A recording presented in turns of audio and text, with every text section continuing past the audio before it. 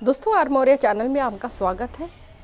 एक बहुत ही जटिल इस समय बातें चल रही हैं कि जो इस समय माताएं, बहनें जो माँ बनने वाली हैं, उनके लिए ये कोरोना काल जो चल रहा है, महामारी चल रही है, वो कितना बड़ा घातक है।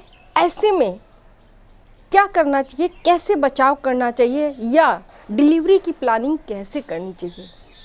दोस्तों, बड़ी भय की स्थितियां हैं और वो कहीं चिंतित हैं, परेशान हैं, लाजमी भी है, क्योंकि इसमें सतर्क रहना ज़रूरी है।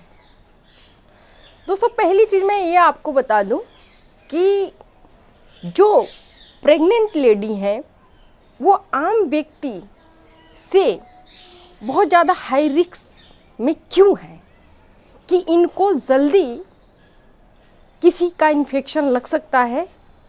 ये जल्दी ही किसी के अगर संपर्क में आती हैं तो पॉजिटिव हो सकती हैं। कारण ये है कि जब भी अगर महिलाएं प्रेग्नेंट रहती हैं तो उस समय उनके डाइट को 2 भागों में बांट दिया जाता है। मीन्स जो डाइट लेती हैं, जो वो खाना लेती हैं, जो पोषक तत्व लेती हैं, वो खुद के बॉडी के लिए भी उनको लेना है चाहिए, और उधर बच्चे के लिए भी उतना कैलोरी चाहिए जो बच्चा पल रहा है। इसी कारण इस दौरान उनकी इम्यूनिटी पावर कमज़ोर हो जाती है, एंटीबॉडी वीक हो जाती है, और जिनमें ये एंटीबॉडी या इम्यूनिटी पावर वीक रहती है, पॉजिटिव होने के चांस बढ़ जाते हैं। इसलिए मैं बताई हूँ दोस्तों कि ये हाई रिस्क में कवर करती हैं, होती हैं। अब ऐसे महिलाओं को बहुत ही सतर्क रहने की ज़रूरत है, खुश रहने की ज़रूरत है, डिप्रेशन में नहीं जाना है। दोस्तों, ये डिप्रेशन भी कहीं ना कहीं बीमारी का कारण हो जाता है। अगर आप कंसेप्शन में हैं, कोई बात नहीं, आपको क्या करना है और कैसे रहना है, ये बातें अगर आप फॉलो करती हैं तो बिल्कुल आप बहुत ही सही सलामत रह सकती हैं।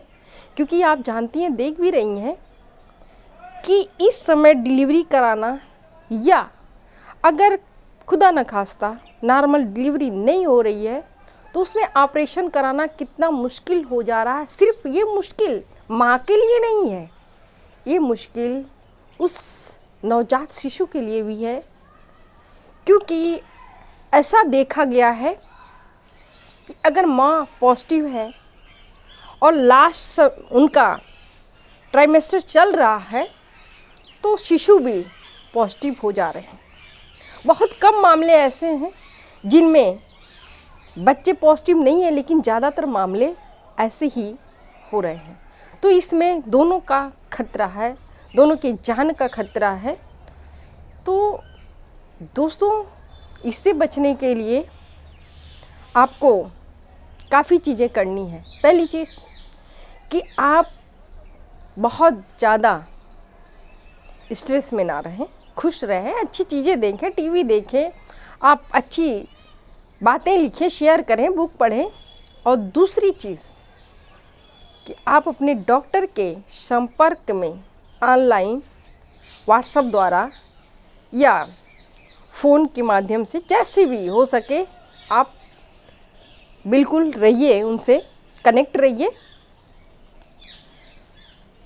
क्योंकि ऐसे में क्या होता है कि कभी अगर फॉल्स पेन भी होते हैं तो पेशेंट एकदम से सदमे में चले जाती हैं, उनको बहुत ही जल्दी से हड़बड़ाहट मचती है, बेचैनी होती है, वो बहुत स्ट्रेस ले लेती हैं कि ये क्या हो रहा है, कैसे मैनेज होगा। तो ऐसे में आप अवसाद में जा सकते हैं, आप डिप्रेशन में जा सकते हैं। तो ऐसा नहीं करना है, आपको खुद पे और अपने डॉक्टर पे विश्वास रखना है कि वो जो बातें बताती हैं और आप जो करते हैं वो अगर सही से किया जाए तो आप बिल्कुल ठीक रहेंगी। पॉजिटिव नहीं हो सकती, और पॉजिटिव ना हो इसके लिए बहुत सारी चीज़ें मैं बता रही हूँ, उसको आप फॉलो करें। पहली चीज़ दोस्तों कि आप सुबह उठें, योगा, प्राणायाम जो भी हो, अनुलोम विलोम कुछ भी हो, जो भी आप एक्टिविटी करना चाहते हैं थोड़ा ज़रूर करें। आप खाने में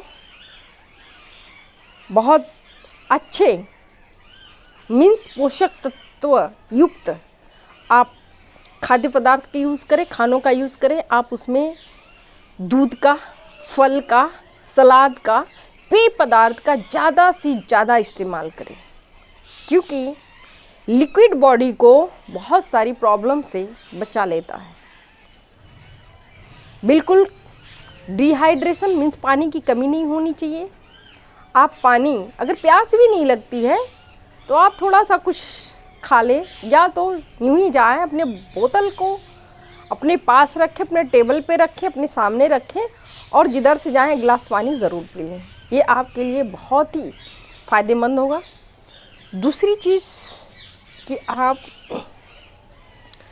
खाने को सही तरीके से लें। आप बहुत ही ज़्यादा तली, बहुत ज़्यादा जैसे मीट, मांस, इस तरह की चीज़ों का, मसालेदार चीज़ों का बिल्कुल इस्तेमाल ना करें। बाहर की मंगाई चीज़ों का इस्तेमाल ना करें। आप जहाँ पे कम्युनिटी, जहाँ पे बहुत ज़्यादा लोग हैं वहाँ पे बिल्कुल ना जाएं। आप घर से बाहर तभी जाएं जब आपको बहुत ही ज़रूरी वर्क करना है, नहीं तो आप घर में रहें। आप बाहर निकलेंगी, मास्क लगाना पड़ेगा, और मास्क लगाने से कहीं ना कहीं ये बहुत देर तक मास्क लगाना ड्यूरिंग टू प्रेगनेंसी ये ठीक नहीं होता। तो आप घर में रहें जिससे आपको मास्क ना लगाना पड़े। आप डीप ब्रीदिंग करें, आप अच्छे से सांस को इनहेल करें, जिससे आपके लंग्स, आपके शरीर बिल्कुल स्वस्थ रहे। अगर आप बाहर जाते हैं तो वहाँ पे आप लोगों से दूर रह के बात करें। अब 2 गज की दूरी बनाएं, सैनिटाइज़र हाथ में रखें, कुछ भी टच करने से पहले और बाद में हाथों को सैनिटाइज करें। तो बहुत सारी चीज़ें आप बचा सकती हैं और आप इससे बच सकती हैं। दोस्तों, ये जो वैक्सीनेशन है ये बहुत लोग ने पूछा क्या सुरक्षित है, लगवाना चाहिए या नहीं लगवाना चाहिए, या सुरक्षित है। मैं इसके बारे में बता दूं कि ये बहुत ही ज़्यादा सुरक्षित है। अगर देखा जाए तो ड्यूरिंग टू डिलीवरी ये बहुत ही सुरक्षात्मक चीज़ें हो सकती हैं, लेकिन जो इस समय प्रेगनेंसी के टाइम इम्यूनिटी पावर कम है, एंटीबॉडीज़ कम है, तो इसका प्रभाव पड़ेगा या इसका दुष्प्रभाव पड़ेगा, ये अभी तक रिसर्च से बिल्कुल कंप्लीट नहीं हो पाया है। अभी इस पर रिसर्च चल रहा है।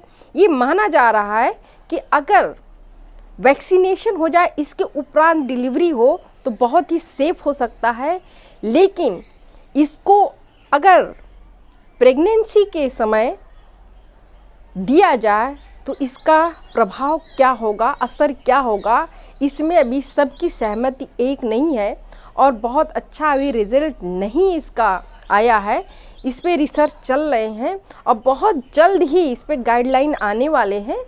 इसीलिए अभी तक जो माँ दूध पिलाती हैं या जो प्रेग्नेंट हैं उनको ये वैक्सीनेशन नहीं हो रहा है, ये टीका नहीं लगवाया जा रहा है। कारण यही है कि अभी इन पे कोई सफल जांच नहीं हो पाई है, एक मत नहीं बन पाया है कि इस समय इनकी शरीर कमज़ोर होती है, इसका कहीं दुष्प्रभाव न पड़ जाए। लेकिन बहुत जल्द ही इसका गाइडलाइन आने वाला है और जैसा भी ऑर्डर होगा, WHO का जो भी सुझाव होगा, ऑर्डर होगा उसके हिसाब से किया जाएगा, तो ये और सुरक्षात्मक हो जाएगा।